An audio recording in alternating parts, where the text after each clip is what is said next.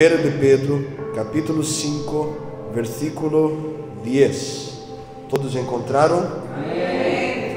Mas el Dios de toda gracia, que nos llamó a su gloria eterna en Jesucristo, después que hayáis padecido un poco de tiempo, Él mismo os perfeccione, afirme, fortalezca y establezca.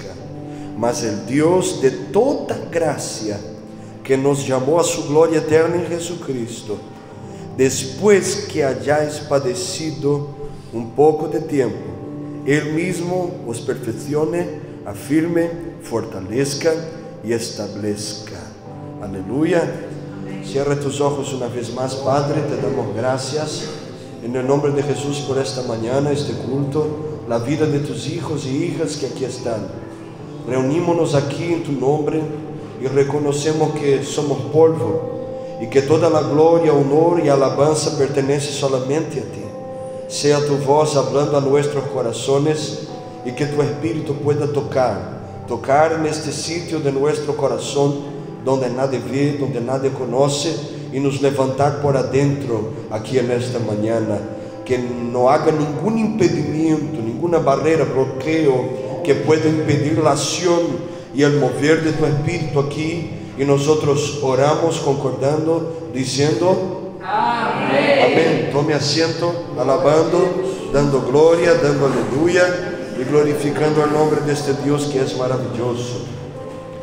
Mis hermanos y hermanas, el apóstol Pedro fue el apóstol que caminó y anduvo con Jesús 3 años y medio, y él oyó las enseñanzas de Jesús, del propio Jesús. Hoy nosotros oímos las enseñanzas de Jesús, pero lo porque está escrito.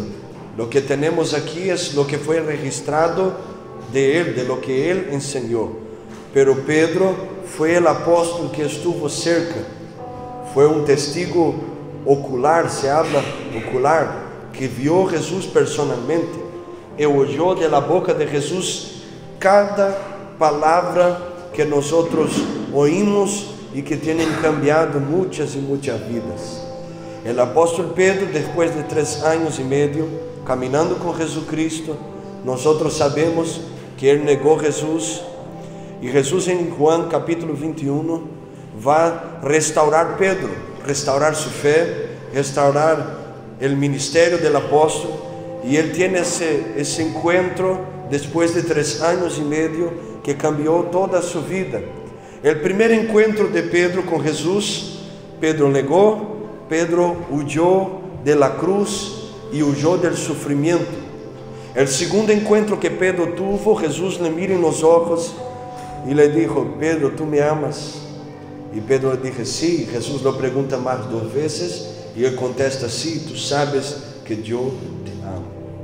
Este apóstol es el apóstol que va a empezar de una manera o de otra, juntamente con Juan y Santiago, el liderazgo de la iglesia primitiva. Y ellos van a traer la doctrina a esta iglesia. El libro de Hechos, hasta el capítulo 7, salvo engaño, va a hablar específicamente sobre el ministerio del apóstol Pedro. Y después hay un cambio de dirección y va a hablar sobre el ministerio del apóstol Pablo y Barnabé y los otros hermanos. Hay algo interesante en la vida de este hombre. Pedro negó a Jesús en su primer encuentro, pero en el segundo encuentro que tuvo con el Señor, él no huyó más. La tradición bíblica de la historia cuenta que un día Pedro fue tomado y Pedro fue encarcerado y Pedro iba a ser muerto. Y él, cuando estaba ya a punto de ser crucificado como el Señor fue, Pedro dijo: yo no quiero ser crucificado como mi Señor fue, porque no soy digno, crucifícame de cabeza para abajo. Y así murió el apóstol que negó a Jesús. Así murió el apóstol que tuvo un encuentro con el Señor. Así murió el hombre que escribió esta carta. Y me llama la atención, yo te hablo esto, el contexto de la muerte de este apóstol, porque Él tuvo dos encuentros. Él tuvo dos momentos que cambiaron su vida. El momento que regresó del ministerio, pero el momento que volvió a vivir una vida con Dios, volvió a vivir la llamada que Dios tenía para él. Y cuando este apóstol escribe esta primera carta, él está escribiendo a un pueblo que está siendo perseguido. Él está escribiendo a un pueblo que estaba siendo muerto. Él está escribiendo a un pueblo que está siendo perseguido porque hablaba del nombre del Señor, participaba del cuerpo del Señor. Es muy importante nosotros analizarmos aquí que este apóstol ya no es más el mismo que negó. Y es muy interesante nosotros mirarmos este texto bíblico desde la perspectiva bíblica de lo que este apóstol está diciendo. ¿Cuántos están aquí? Gloria a Dios.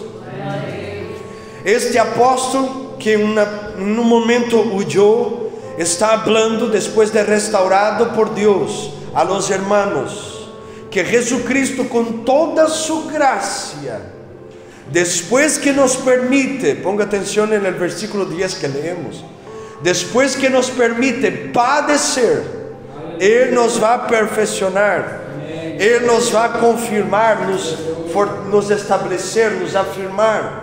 Él que es aquel que tiene gracia para todos, Él va a permitir que nosotros padezcamos. Y hoy yo quiero hablar con vosotros de una manera sencilla y objetiva sobre este tema: las bendiciones del sufrimiento. ¿Cuál es el tema? 1, 2, 3. Las bendiciones del sufrimiento. Nosotros vivimos una vida huyendo de los sufrimientos, de las aflicciones. Pero cuando nosotros leemos la Biblia, y ayer yo estaba terminando de leer la Biblia por algunas veces, y yo estaba meditando en los textos que estaba leyendo, y meditando en este texto específicamente, y yo pensaba conmigo, yo ya he leído la Biblia muchas veces, y nunca encontré en ella un texto que me diga que yo debo huir del sufrimiento. La Biblia dice que nosotros debemos huir de la apariencia del mal, debemos huir de las pasiones de la carne, de la inflamación de la carne, pero nunca debemos huir del sufrimiento. Y me llama la atención aquí que nosotros vivimos una vida huyendo de esto. Y la Biblia dice en Juan capítulo 16, versículo 33, que en el mundo, si hay algo que nosotros vamos a vivir, se llama aflicción. Pero Jesús dijo, y vosotros tened buen ánimo, porque en mí vosotros pueden tener paz, porque yo he vencido el mundo, y vosotros así como yo he vencido, pueden vencer también. Hay algo que nosotros no entendemos, que Dios trabaja con nosotros, y Dios no trabaja con nosotros desde una perspectiva humana. La perspectiva humana es de victoria, de prosperidad, de bendición, de milagros todo el tiempo, de algo que va a pasar y yo voy a caminar en la calle y yo voy a mirar al cielo y voy a decir, va a llover ahora, y Dios es obligado a hacer que llueva. No es así, hermano. Nosotros estamos viviendo un evangelio que habla de riquezas terrenales, y cuando leemos la palabra no encontramos promesas eternas a respecto de eso. Muy por el contrario, la Biblia dice que la mayor riqueza que nosotros podemos tener es la salvación eterna. Y ella va a decir, ¿de qué sirve el hombre ganar todo el mundo y perder su alma? Entonces, la perspectiva bíblica, la manera que Dios trabaja con nosotros, no es de una perspectiva humana, no es como yo quiero, y Dios se utiliza de una herramienta que moldea a nosotros.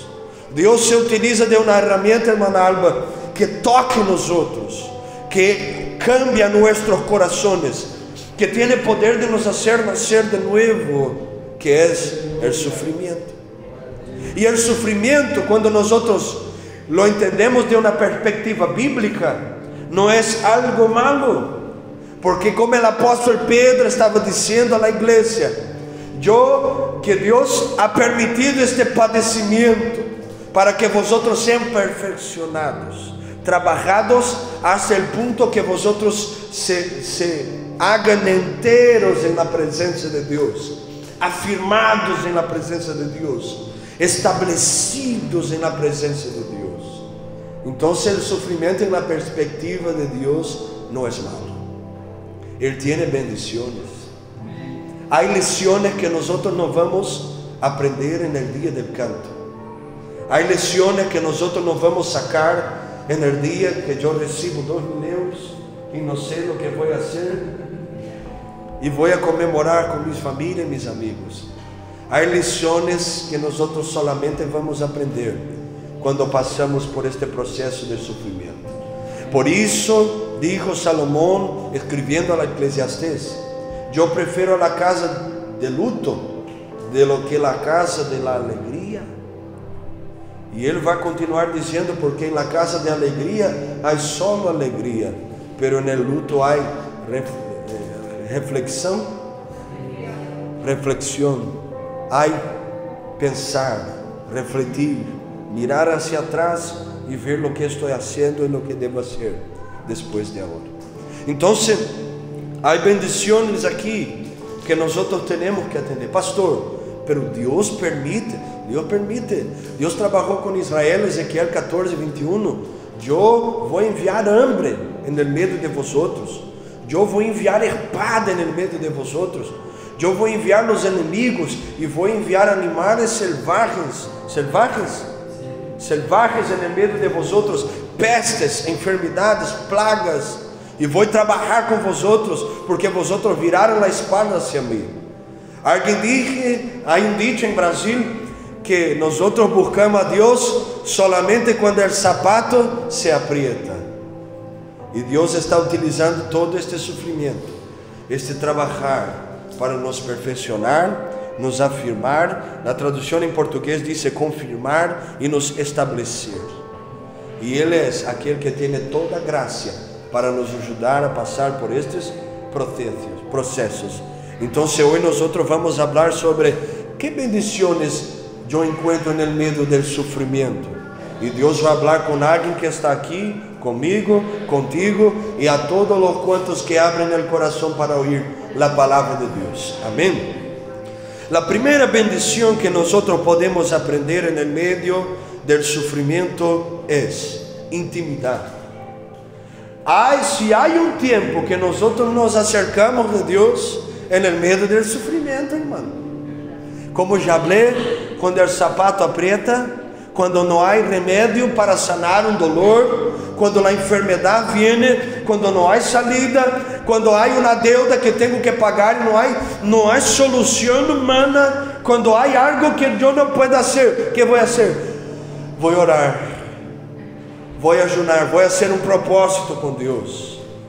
Y Dios permite, hermano, todo eso para que nosotros nos acerquemos de Él. El sufrimiento viene muchas veces solamente para nos acercar de Dios. Cuando Dios nos saca cosas que tenemos de comodidad en nuestra vida, que nos hace creer que estamos bien, y Dios saca eso y nos hace padecer para que vengamos a entender que lejos de Él no hay comodidad terrena que pueda llenar este vacío. Aleluya. Yo cuando miro la Biblia me recuerdo de la vida de un hombre que sufrió, y sufrió más que todos nosotros. Solamente no sufrió más que Jesús, que llevó todo el peso del pecado de la humanidad en sus espaldas, que fue Job. La Biblia dice que Job era un hombre rico, tenía muchas cosas, 10 hijos, una mujer, una familia bendecida y muchos bienes. Pero él perdió todo. Alguien que ya perdió un hijo sabe el dolor que es ponerlo en el caixão, en el ataúd, y bajarlo en el sepulcro y ponerlo ahí. Yo como pastor ya he visto muchas cosas, y si hay algo que me saca las palabras son momentos como estos: ver un niño puesto en el ataúd, siendo bajado en el fondo de la tierra y ellos echando tierra por arriba. Pero Job perdió 10 hijos. 10 hijos, hermano. Entonces multiplica este dolor veces 10. Él perdió todo, los bienes. Solamente Dios no le quitó la mujer, porque Dios no saca la mujer de nosotros, no, hermano. Ella va a quedar ahí, aleluya. Hay un hermano que hizo un chiste y dijo: los sufrimientos de Job fue tan grande que la mujer quedó. Pero él perdió todo, su salud fue comprometida. Y los estudiosos dicen que Job perdió las cartilajes porque tenía una enfermedad que comía las cartilajes. Él no tenía la punta de nariz, las orejas, perdió todo. Pero en el medio de este proceso que Job pasó de sufrimiento, él tomó un pedacito de teja, levantó en el medio del polvo, en el medio de las acusaciones de sus amigos que estaban allí diciendo: tú estás pasando por eso porque pecaste, tú estás pasando por eso porque vives una vida que no agrada a Dios. Y Job tentaba defenderse hasta que Dios empezó a hablar con él. Y la Biblia va a decir que Dios habló con Job en el medio de una tempestad. Muchas veces Dios va a permitir la tempestad llegar para empezar a hablar contigo, porque hasta este momento tú no paras para oírlo, pero en el medio de la tempestad, del sufrimiento, de las pérdidas, tú te vuelves a Él y ahora vas a dar oído a lo que Él está diciendo. Este hombre toma la teja en sus manos, no tenía más salud, no tenía hijos, no tenía amigos. La mujer dijo: maldice este Dios y te mueras de una vez, hombre. Vaya sufrimiento que estás teniendo. Y él toma este pedacito de teja y él levanta al cielo y él va a hacer una declaración de fe que nos llama la atención y que habla con nosotros. Él va a decir: aunque en mi carne, voy a traducir para que quede mejor, aunque mi carne quede podrida, yo sé que voy a ver a Dios, yo sé que mi Redentor vive y por el fin se levantará. Y él aún así creyó en Dios. Y la Biblia va a decir, capítulo 42, versículo 5, que Job dijo: antes yo conocí a Dios, antes del sufrimiento, antes de padecer, antes de la pérdida, yo lo conocía apenas por oír hablar, pero ahora mis ojos lo ven. Él está diciendo: yo he pasado por todo eso, pero ahora mi comunión con Él es mayor, mi nivel de intimidad con Él es mayor. Y Dios lo restauró. Y la Biblia dice que Dios bendijo al estado de Job mucho más que el primer estado. Entonces Dios permitió este sufrimiento en la vida de este hombre para traerlo más cerquita de Él y bendecirlo aún más. Quizás tú estás aquí y tú estás pensando: Señor, ¿por qué tantas luchas? ¿Por qué tanta dificultad? Y es lo que la pastora leyó aquí, es Jesús golpeando la puerta de tu corazón y diciendo: estoy permitiendo las angustias, las aflicciones, los miedos, los temores, para que tú abras la puerta y entienda que si yo estoy al lado de fuera, no hay sentido, no hay nada, solamente hay vacío y muerte. Pero cuando tú abrieres la puerta de tu corazón, yo voy a entrar y voy a traer la única cosa que te sostiene: mi presencia. Aleluya. Primera bendición del sufrimiento: intimidad. Si Jesucristo, que es el Hijo de Dios, pasó por sufrimiento y nosotros seguimos su camino, ¿por qué deseamos vivir una vida sin sufrimiento? Dios está hablando con nosotros. El sufrimiento es una herramienta que yo estoy utilizando para acercarte, para te hacer cerca de mí un poquito más. Aleluya. El sufrimiento es un llamado para comunión, es un llamado para volver al Señor. es un llamado para tener relación con Él, porque Él es un Dios personal.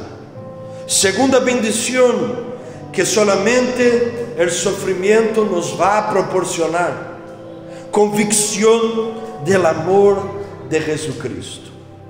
Si hay un momento que nosotros sentimos una convicción del amor del Señor, es en el medio del sufrimiento.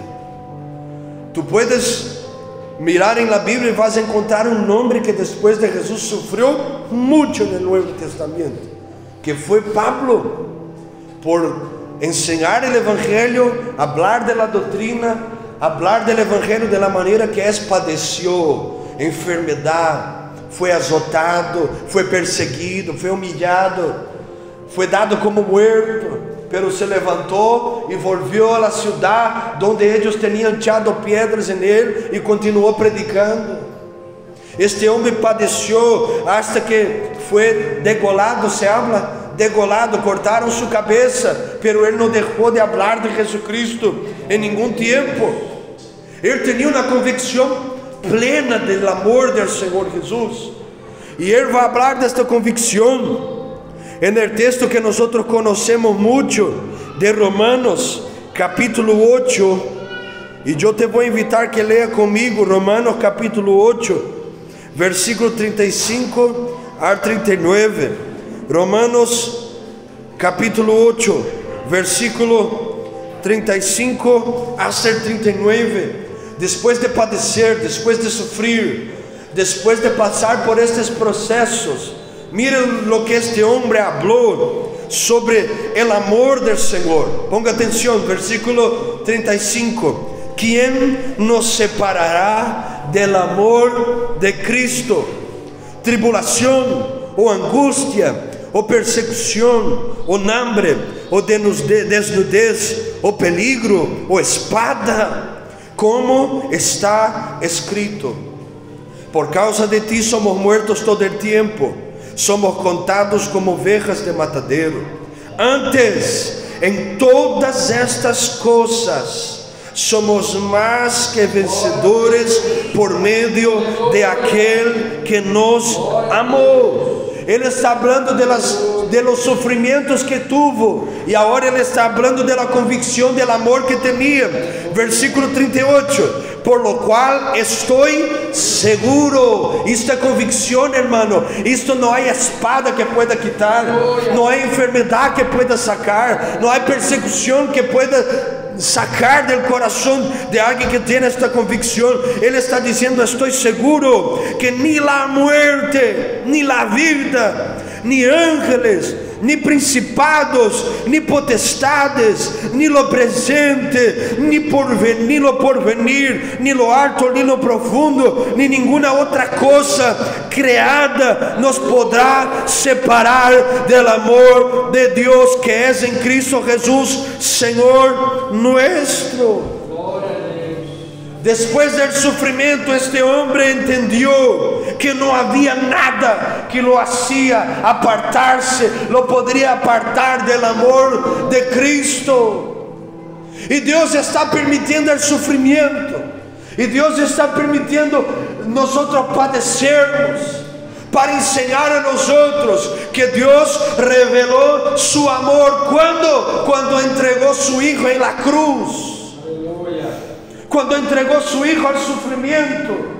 Porque Dios no es un Padre que nos saca de los dolores, es un Padre que nos enseña a vivir en el medio de los dolores.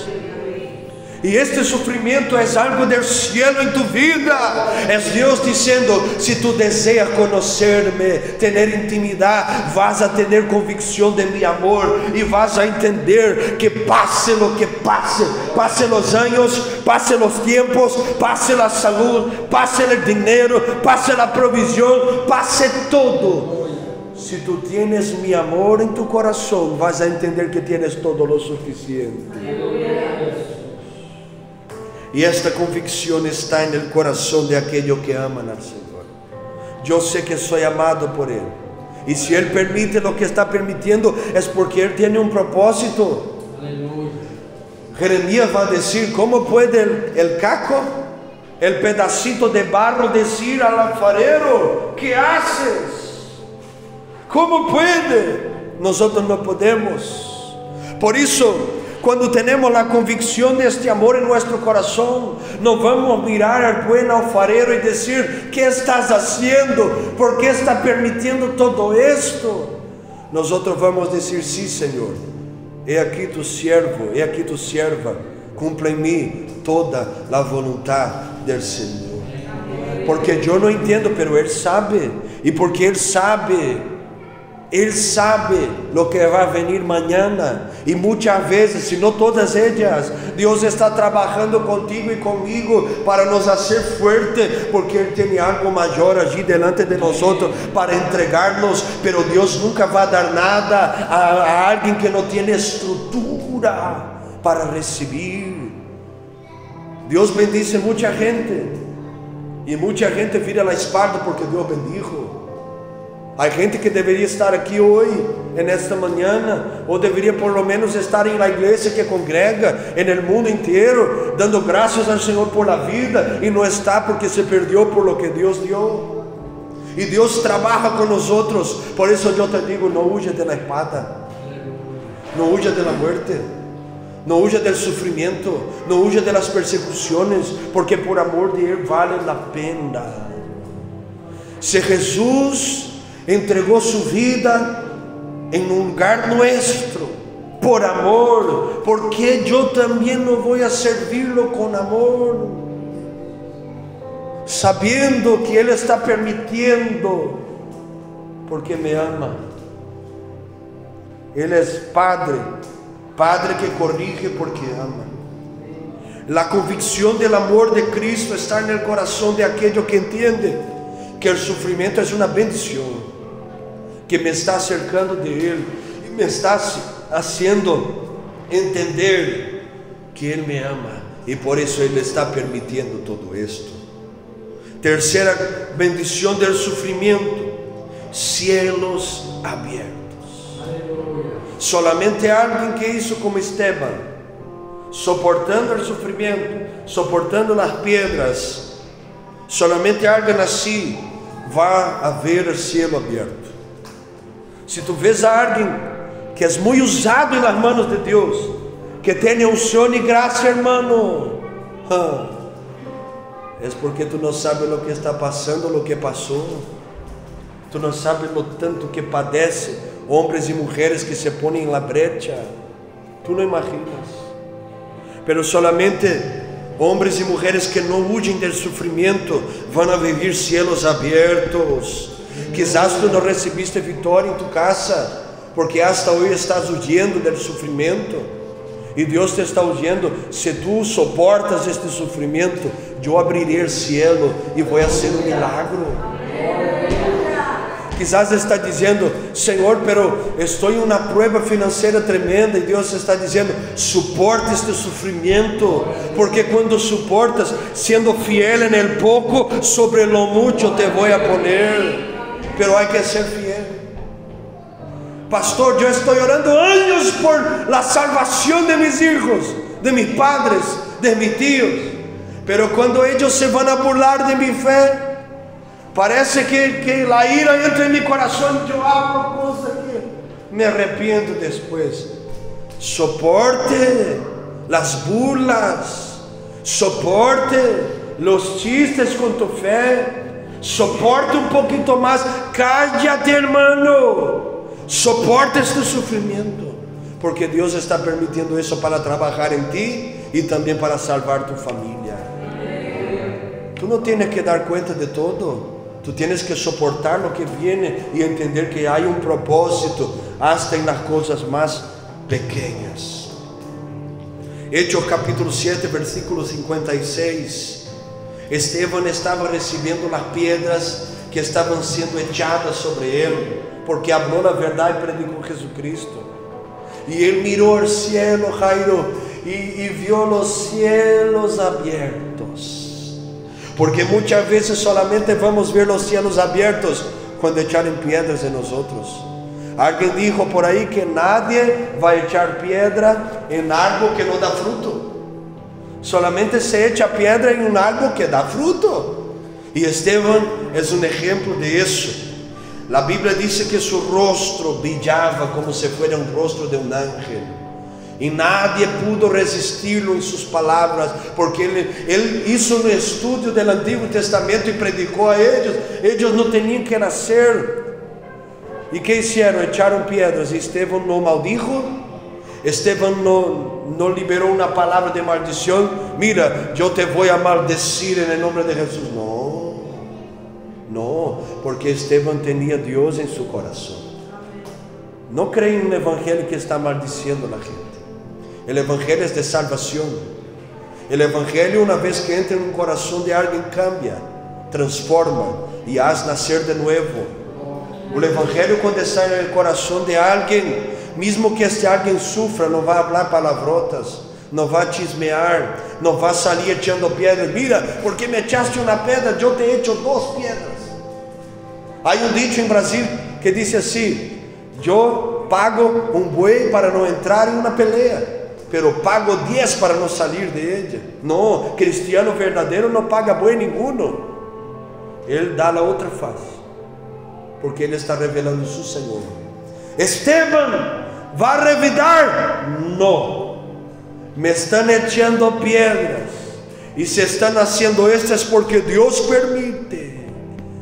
Mi propósito es mirar al cielo, mirar para Él, poner mis ojos en Él, me volver a Él, porque mi vida está en la mano de Él y no en la mano de la gente.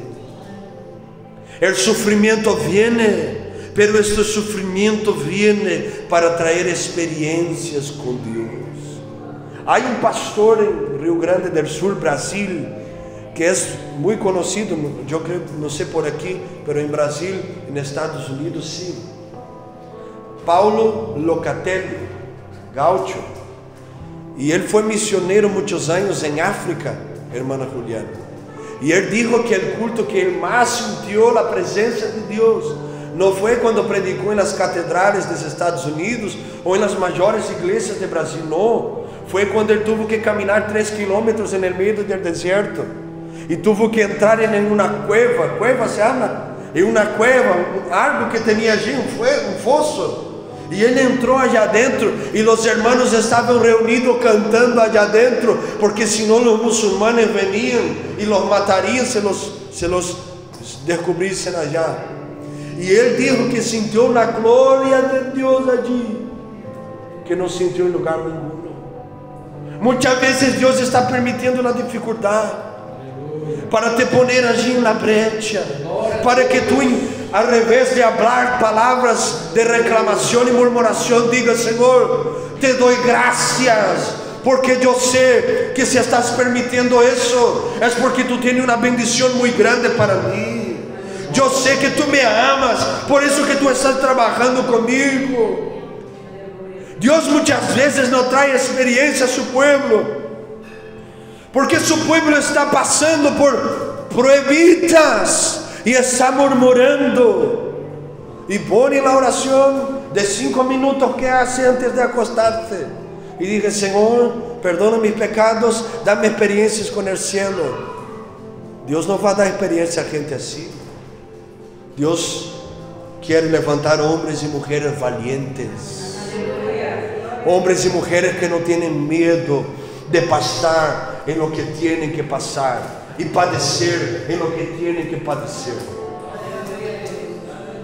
Hay un escritor que me gusta mucho, 2 hombres que voy a citar aquí, ya voy terminando. Uno de ellos es el obispo T.D. Jakes, y una vez predicó en una iglesia y una mujer llegó hasta él en el final del culto y le dijo: mira, pastor, ore por mí para que yo tenga la unción que está sobre ti. Y él dijo que puso las manos sobre la mujer y dijo: Señor, dé a ella un padre que la abandone en el momento que más necesita. Dé a ella una madre que se muera por cáncer en los riñones. Y ella dijo: no, pastor, no, ¿qué pasa? Y él dijo: mira, no hay como tú tener lo que yo tengo si tú no pasar por donde yo pasé. No hay. Y si queremos algo con Dios, tenemos que soportar.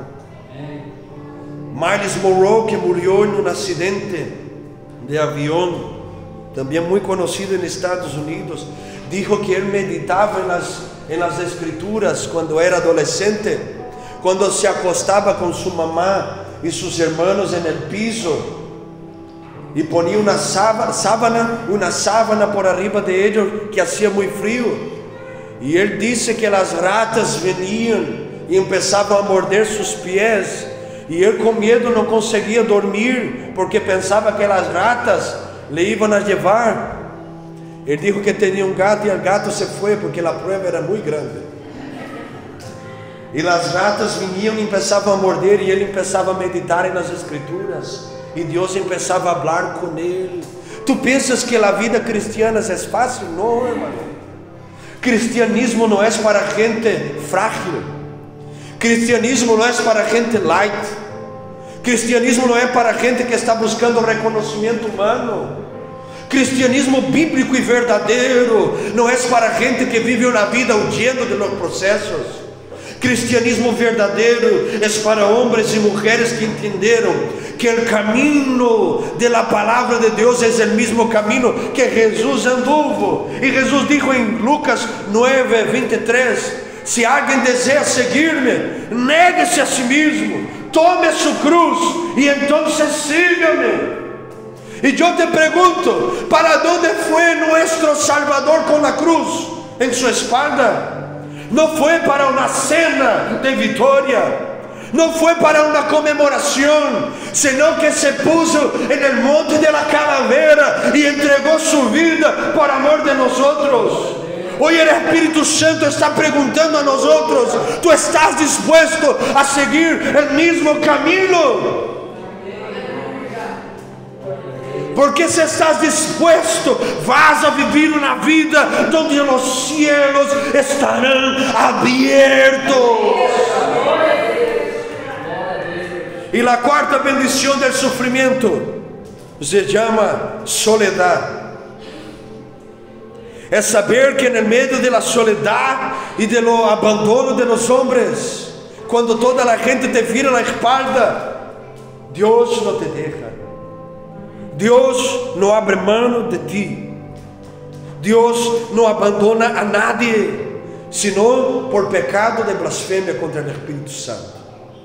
Dios permite la soledad venir para que nosotros entendamos que la única persona que dependemos verdaderamente es de Él. Ay, hermano,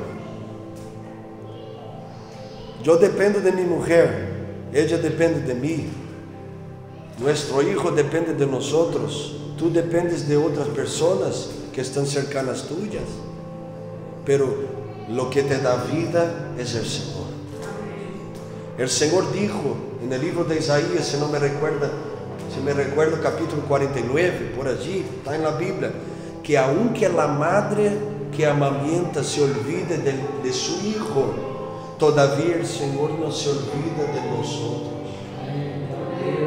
Y Él permite la soledad para trabajar con nosotros, para que nosotros sabemos que todos pueden virar la espalda, pero Él es aquel que está con nosotros.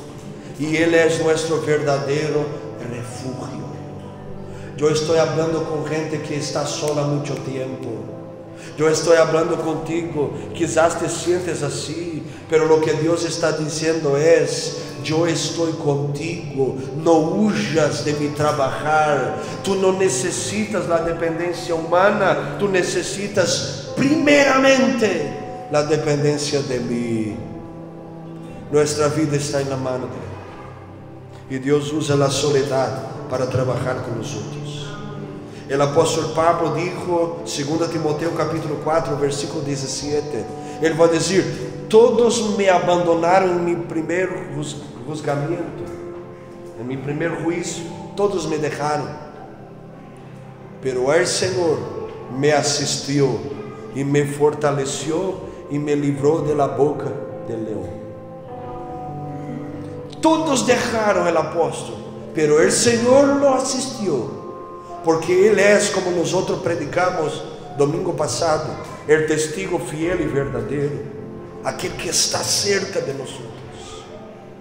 Todos viraron la espalda para el hombre que escribió la mayor parte del Nuevo Testamento, pero él dice: el Señor no me dejó, Él me asistió y me fortaleció y me libró.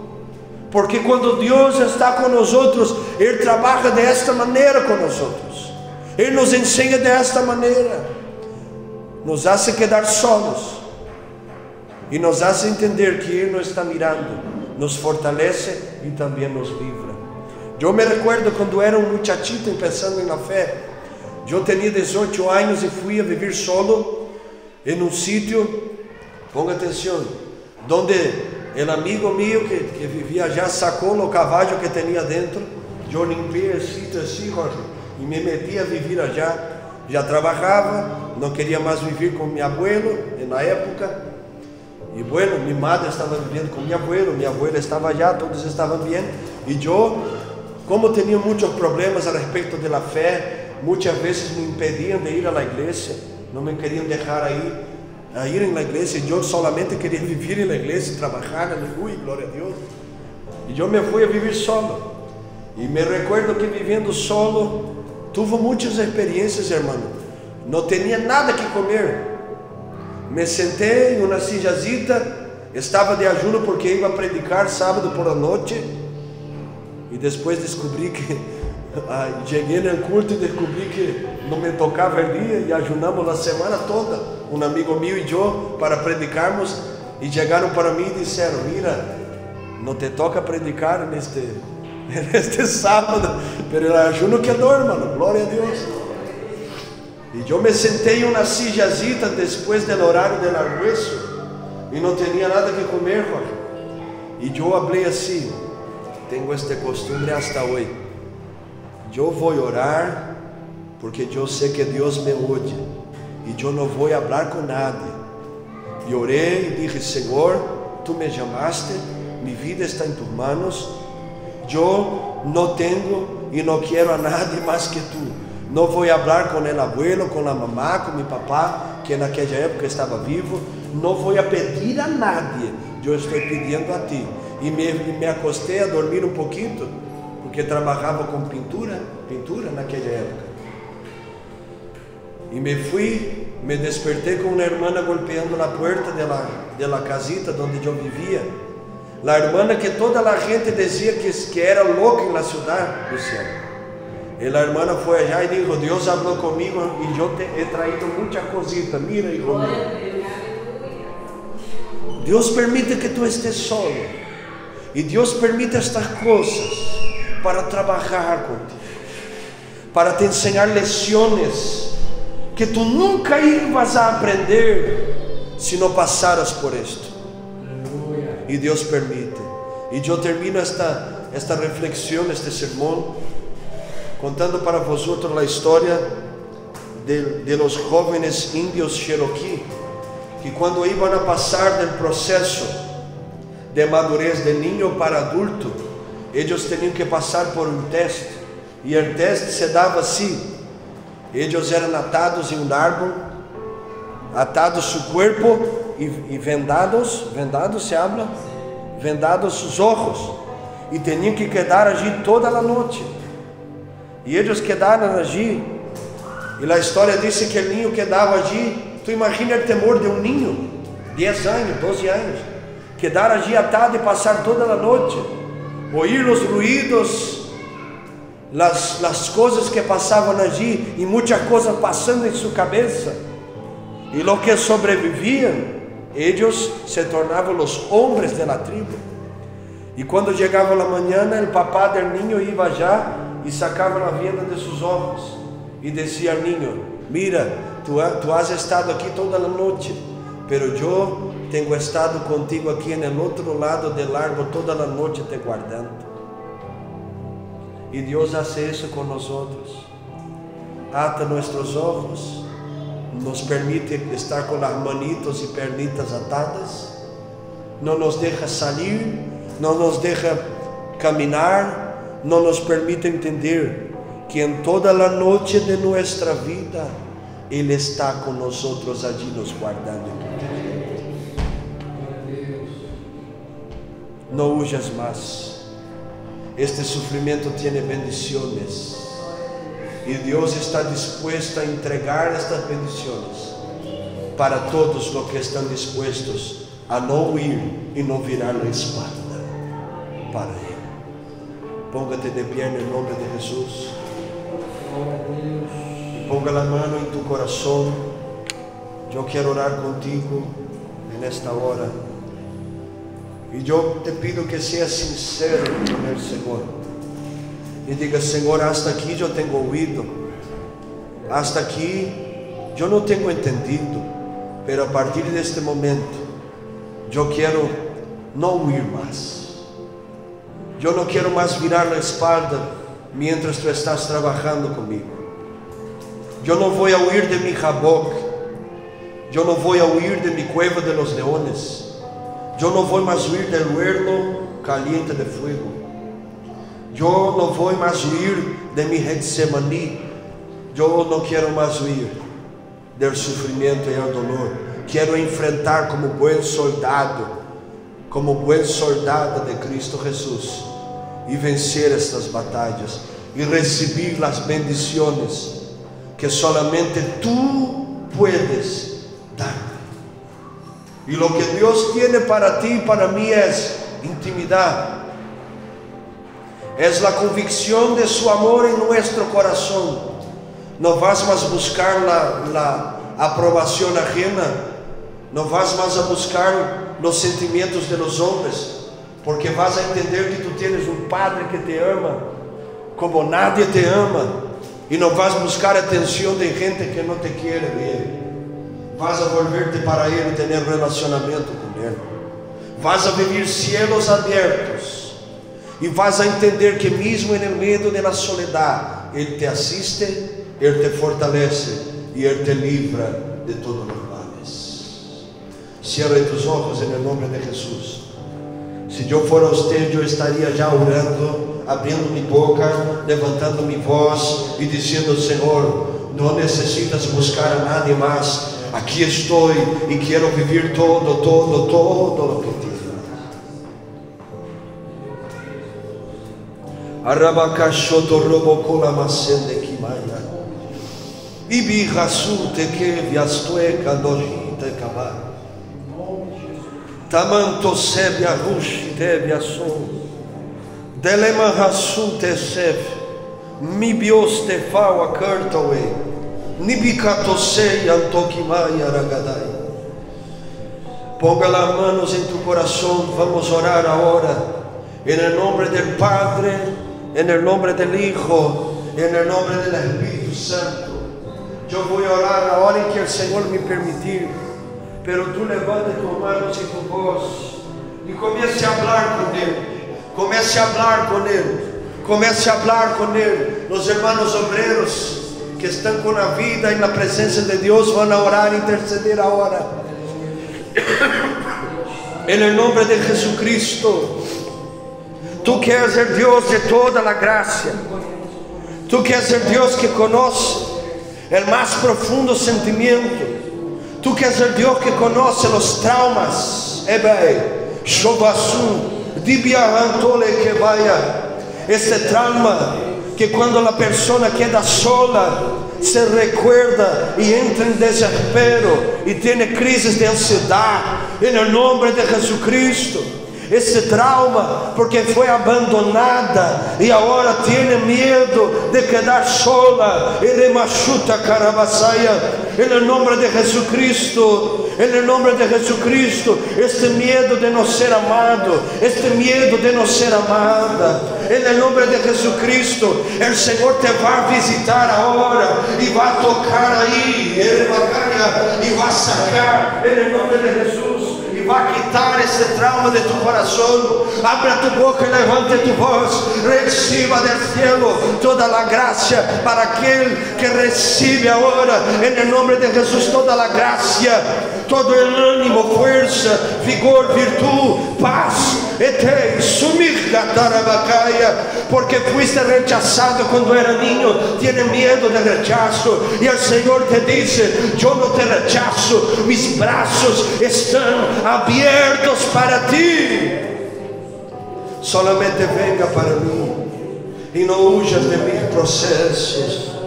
Torrebas telemi con vasu, Raman torrevesura catarabacaya.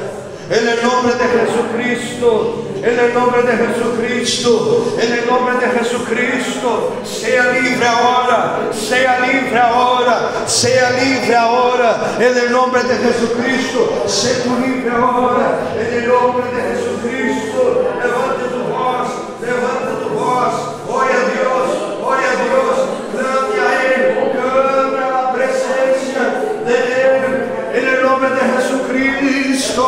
Sé tú libre ahora, sé tú libre ahora, en el nombre de Jesús, en el nombre de Jesús. Levante tus manos.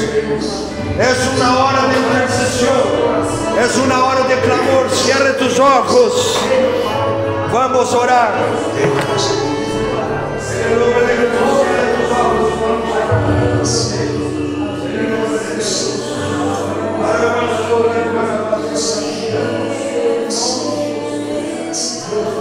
Espíritu Santo, no me dejes de hablar.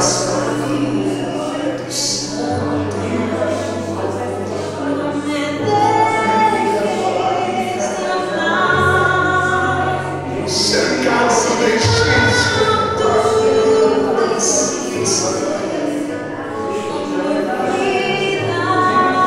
existe cercano mi oración.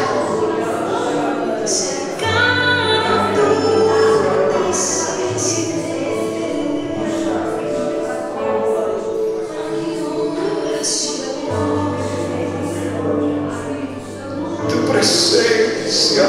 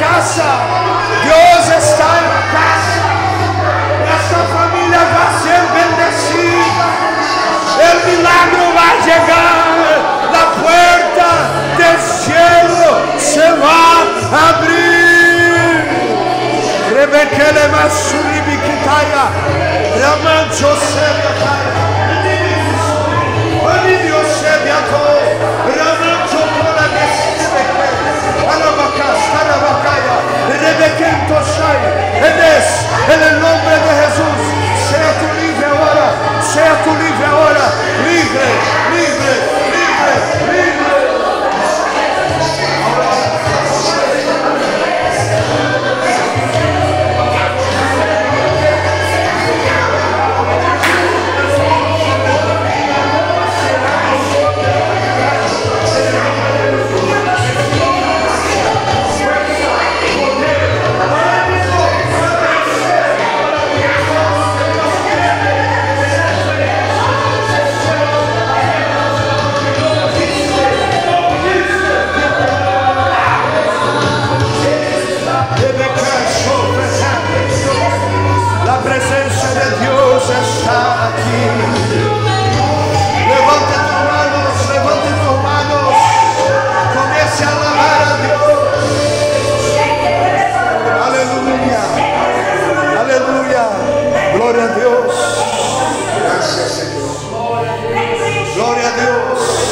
Levanta tus manos.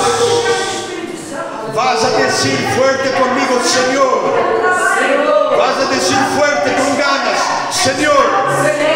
Yo no voy más huir del sufrimiento. Haga esta oración como un valiente. No voy más huir. Diga con ganas, no voy más huir del sufrimiento. Yo voy a recibir las bendiciones que tú tienes en el medio de él. Aleluya. Gloria a Dios. Puedes aplaudir al Señor. Aleluya. Dale un aplauso como Él merece. Mezclado con gloria. Un aplauso mezclado con aleluya.